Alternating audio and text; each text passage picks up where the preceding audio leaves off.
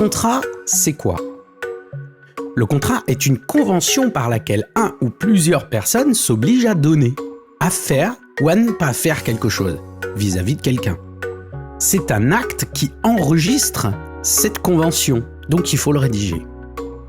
Alors, pourquoi contractualiser? Pourquoi faire des contrats entre les acteurs de l'industrie musicale? Pour éviter deux choses.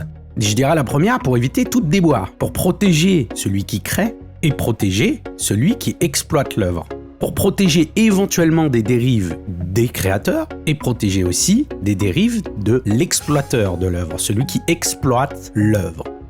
J'ai plein de collaborateurs qui sont producteurs et qui ne contractualisent pas les créateurs. Pourquoi ils ne le font pas? Puisque c'est quelqu'un qu'ils connaissent, parfois c'est une amie, un ami d'amis, et qu'un contrat oral suffit. C'est, à mon sens, une très grosse erreur. Puisqu'il n'y a rien de formalisé, les conventions qu'il y a entre ces deux personnes ne sont pas actées sur papier, tout le monde peut dire n'importe quoi. Surtout et surtout entre amis, entre connaissances. C'est là où il faut être encore plus vigilant. Non pas parce que l'autre essaye de te rouler dans la farine ou pas, c'est pas tant ça le problème. C'est d'éviter les éventuelles dérives de chaque partie. Donc il faut impérativement contractualiser tout acte de création et tout acte d'exploitation de l'œuvre. En cas de dérive, en cas de conflit, il faut revenir à ce contrat et dire à l'autre partie « tu as signé ça, tu t'es engagé à ça, regarde, tu l'as signé ». Donc il est très important de contractualiser par écrit et de signer les deux parties cette convention. Convention étant le contrat. Ça permet d'être bien carré. Et n'oublie pas, plus les choses sont carrées, plus elles se passent bien. Ça donnera une image de toi beaucoup plus professionnelle, on te fera plus confiance, même si c'est un ami. Maintenant, il faut comprendre dans sa globalité que contient un contrat. Quels sont les grands points que contient un contrat? Il y a, premier élément, les choses à faire des deux parties. Il y en a un peut-être qui crée, l'autre qui exploite l'œuvre, ou les deux créent et les deux exploitent l'œuvre, ça arrive, il faut le contractualiser. Les choses à faire sur les deux parties, les obligations de chaque partie, ce qu'ils ont le droit de faire et pas le droit de faire. Le deuxième point étant les rémunérations. Dans un contrat des acteurs de la musique, il y a plusieurs points de revenus. On le verra vraiment en détail au chapitre d'après. Il y a 3 points de rémunération. La première étant la rémunération directe, ce que va toucher le créateur par son talent.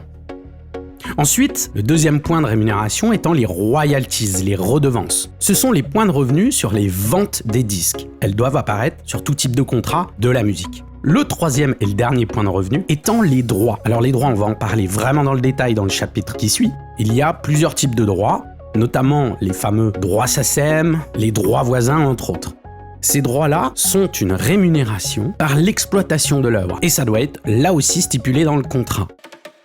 Si tu veux en savoir plus sur comment générer tes premiers revenus ou faire de l'argent avec ton activité de DJ et de producteur, je t'ai fait une formation qui va t'apprendre à comprendre comment faire tes premiers cachets et bien gérer ton business pour devenir rentable. Je vais t'apprendre dans cette formation à comprendre l'industrie de la musique et comment tirer les bonnes ficelles pour faire un max d'argent. À comprendre comment fonctionne le milieu de la nuit et de l'événementiel, quelles démarches faire pour faire tes premiers revenus, quel acte concret faut-il mettre en place afin d'être rentable en tant que DJ et producteur? Et enfin, devenir rentable et pérenniser tes activités de DJ et de créateur musical.